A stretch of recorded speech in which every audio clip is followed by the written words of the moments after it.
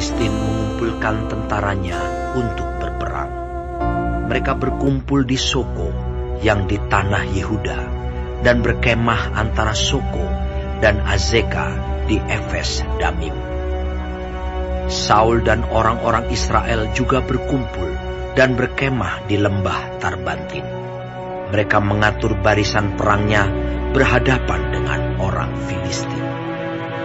Orang Filistin berdiri di bukit sebelah sini, dan orang Israel berdiri di bukit sebelah sana, dan lembah ada di antara mereka. Lalu tampillah keluar seorang pendekar dari tentara orang Filistin. Namanya Goliat dari Gat. Tingginya 6 hasta sejengkal. Ketopong tembaga ada di kepalanya, dan ia memakai baju zirah yang bersisik. Berat baju zirah ini 5.000 shikal tembaga. Dia memakai penutup kaki dari tembaga, dan di bahunya ia memanggul lembing tembaga. Gagang tombaknya seperti pesa tukang gedung, dan mata tombaknya itu 600 shikal besi beratnya, dan seorang pembawa perisai berjalan di depannya. Ia berdiri dan berseru kepada barisan Israel. Katanya kepada mereka,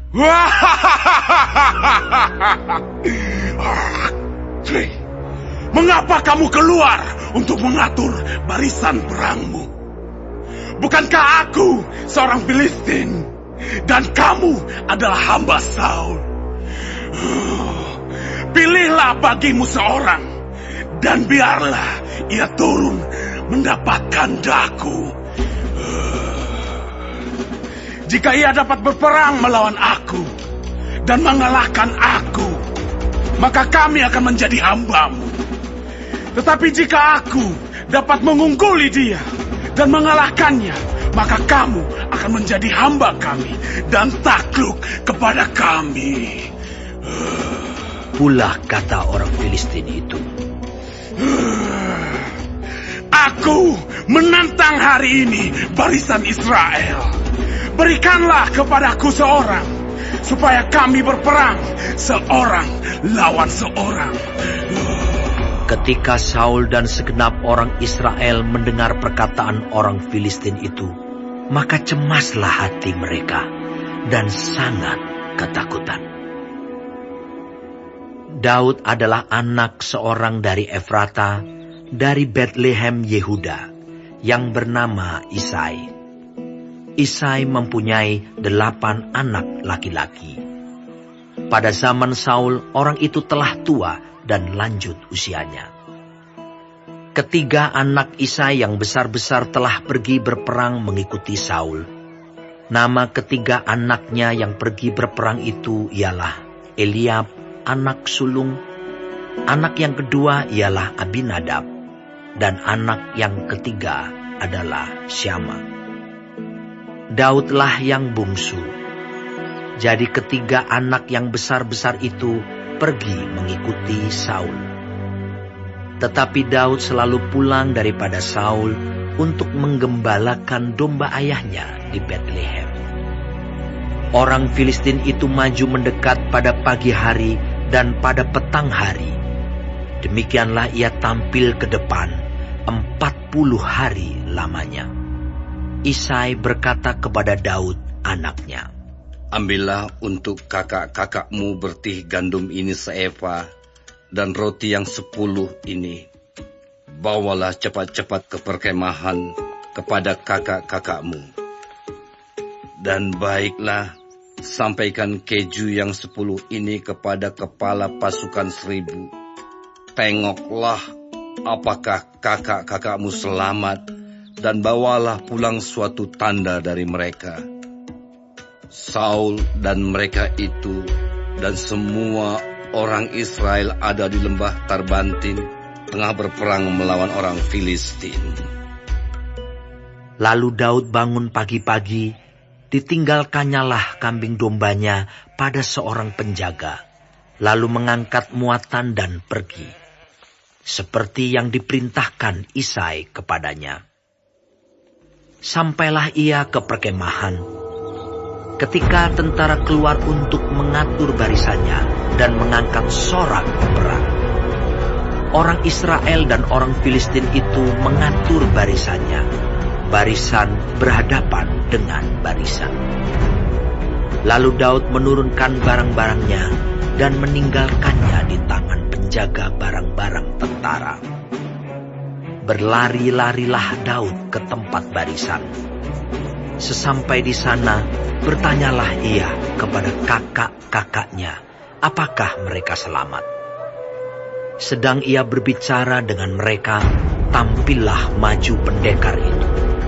Namanya Goliat, orang Filistin dari Gat, dari barisan orang Filistin. Ia mengucapkan kata-kata yang tadi juga, dan Daud mendengarnya.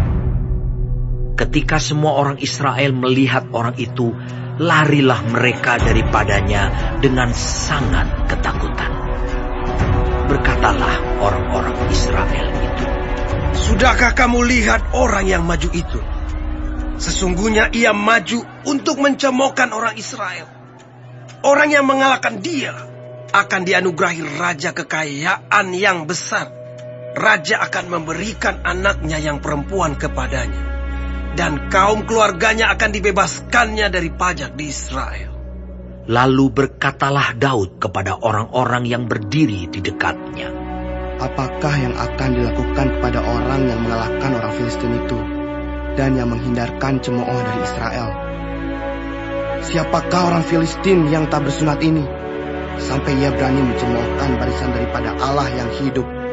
Rakyat itu pun menjawabnya dengan perkataan tadi, "Begitulah akan dilakukan kepada orang yang mengalahkan dia." Ketika Eliab, kakaknya yang tertua, mendengar perkataan Daud kepada orang-orang itu, bangkitlah amarah Eliab kepada Daud sambil berkata, "Mengapa engkau datang? Dan pada siapakah kau tinggalkan kambing domba yang 2-3 ekor itu di padang gurun?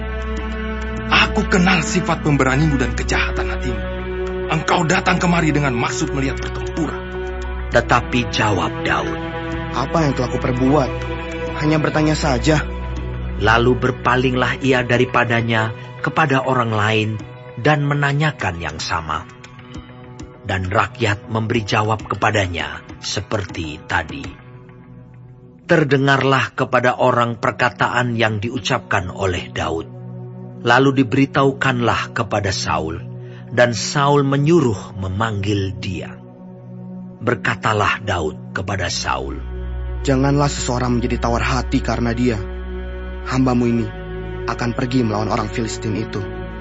Tetapi Saul berkata kepada Daud, Tidak mungkin engkau dapat menghadapi orang Filistin itu untuk melawan dia, sebab engkau masih muda, sedang dia sejak dari masa mudanya telah menjadi prajurit.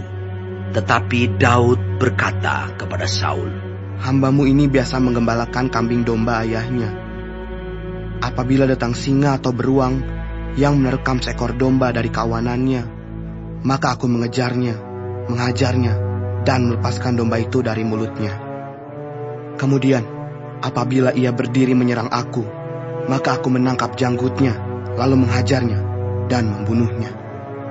Baik singa maupun beruang telah dihajar oleh hambamu ini, dan orang Filistin yang tidak bersunat itu, ia akan sama seperti salah satu daripada binatang itu, karena ia telah mencemooh barisan daripada Allah yang hidup." Pula kata Daud, "Tuhan yang telah melepaskan aku dari cakar singa dan dari cakar beruang, Dia juga akan melepaskan aku dari tangan orang Filistin itu." Kata Saul kepada Daud, Pergilah, Tuhan menyertai engkau. Lalu Saul mengenakan baju perangnya kepada Daud. Ditaruhnya ketopong tembaga di kepalanya, dan dikenakannya baju zirah kepadanya. Lalu Daud mengikatkan pedangnya di luar baju perangnya. Kemudian ia berikhtiar berjalan, sebab belum pernah dicobanya. Maka berkatalah Daud kepada Saul, "Aku tidak dapat berjalan dengan memakai ini, sebab belum pernah aku mencobanya." Kemudian ia menanggalkannya. Lalu Daud mengambil tongkatnya di tangannya dipilihnya dari dasar sungai 5 batu yang licin, dan ditaruhnya dalam kantung gembala yang dibawanya, yakni tempat batu-batu, sedang umbannya dipegangnya di tangannya. Demikianlah ia mendekati orang Filistin itu. Orang Filistin itu kian dekat menghampiri Daud, dan di depannya orang yang membawa perisainya.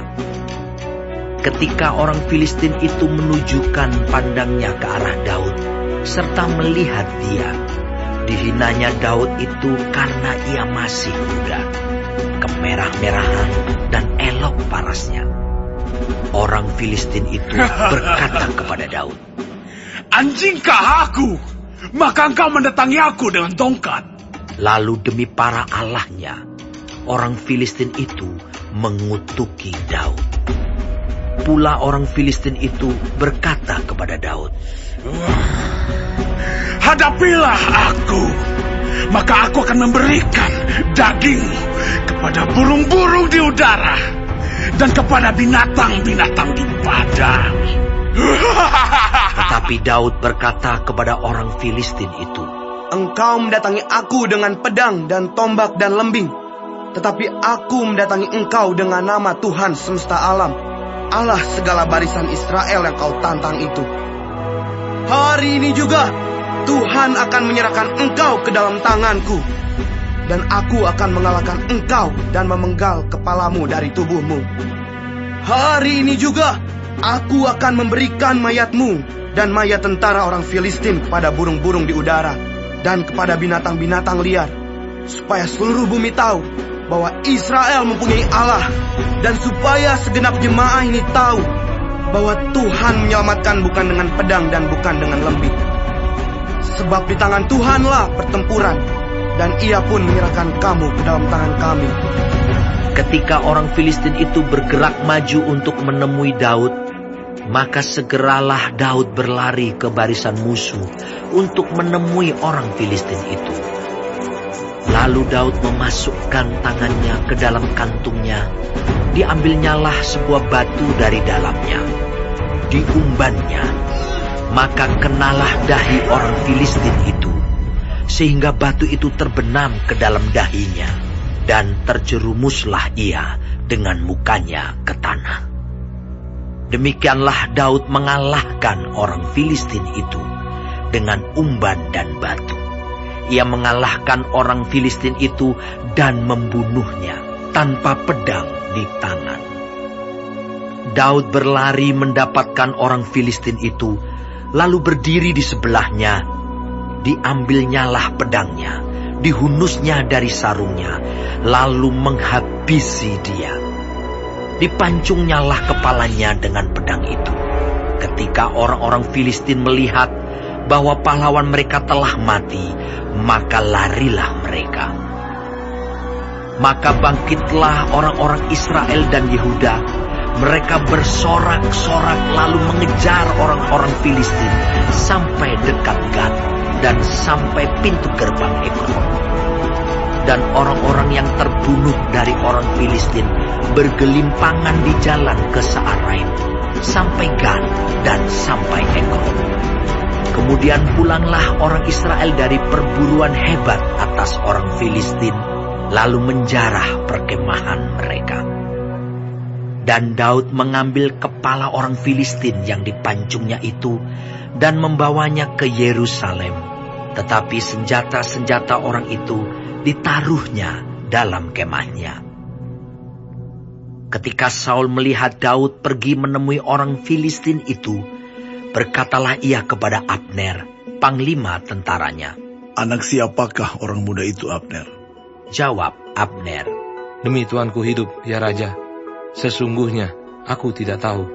Kemudian Raja berkata, Tanyakanlah, anak siapakah orang muda itu?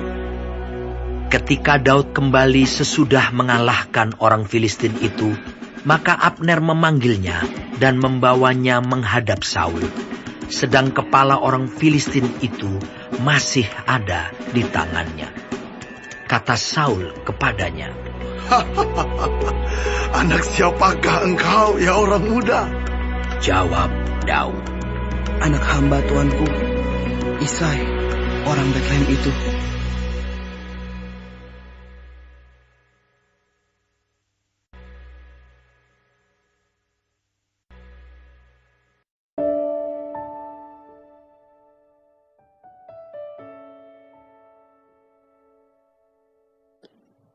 Shalom semua jemaat Tuhan, kembali kita di dalam pendalaman Alkitab Clearside. Sekarang kita sudah memasuki kitab 1 Samuel 17. Tuhan Yesus memberkati. Pasal ini menceritakan bagaimana Tuhan memulai memperkenalkan Daud kepada bangsa Israel melalui kemenangan yang tidak masuk akal secara manusia. Yang pertama, situasi perang antara Israel dan Filistin. Di ayat 1-11. Bangsa Filistin mengumpulkan pasukan mereka dan mengirimkan seorang pendekar perkasa bernama Goliat dari Gat. Ciri-cirinya, tingginya sekitar 3 meter, bersenjata lengkap dengan tombak besar, memiliki perisai dan pelindung yang tebal. Goliat menantang, "Pilihlah seorang laki-laki untuk melawan aku. Jika ia dapat mengalahkan aku, kami akan menjadi budakmu." Selama 40 hari, Goliat menghina pasukan Israel dan menghina nama Tuhan. Raja Saul dan seluruh Israel takut dan gentar. Kadang masalah kita seperti Goliat, besar, menantang iman dan membuat kita takut. Yang kedua, Daud datang bukan untuk berperang, di ayat 12-22. Daud sebenarnya datang hanya untuk mengantar makanan bagi saudara-saudaranya yang ikut perang. Tetapi disitulah ia mendengar tantangan Goliat dan melihat ketakutan bangsa Israel. Ini menunjukkan Tuhan sering memulai perkara besar melalui hal-hal kecil dan sederhana. Yang ketiga, Daud marah oleh karena nama Tuhan dihina. Ayat 23-30. Ketika Daud melihat Goliat menghina pasukan Tuhan, ia berkata, "Siapakah orang Filistin yang tak bersunat ini, sehingga ia menghina barisan tentara Allah yang hidup?" Daud bukan bertindak karena ingin terkenal, tetapi karena hati yang terbakar untuk membela kehormatan Tuhan. Sementara itu Eliab kakaknya marah kepada Daud dan meremehkan dia.